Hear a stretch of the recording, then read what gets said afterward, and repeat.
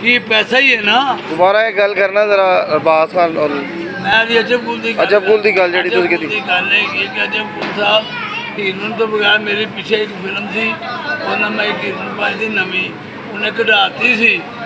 कि मैं तो शूटिंग नहीं करनी मैं गनूर नूं लियाओ की वजह से वजह हो कहना मैं बड़ा हीरो हाँ तो मेरे नवी कुड़ी पाएगा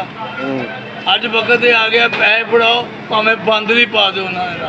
अजब पुल ने जिन्नी अज तक फिल्मां कीतियां ने ना अजब पुल ने और जो अतियां फिल्मां शेख मोहम्मद अकबर दी 32 फिल्मां का एक्टर नहीं अज तक जिन्नियां बनियां 16 फिल्मां मैं उसमें काम और 3 एज डायरैक्टर किया 3 डायरैक्टर दी हुई 2 फिल्मां डायरैक्टर दी बनियां साबित नंदन वाले तो मैं उन्होंने को 3 बनवाइयां ने पछतो दी 3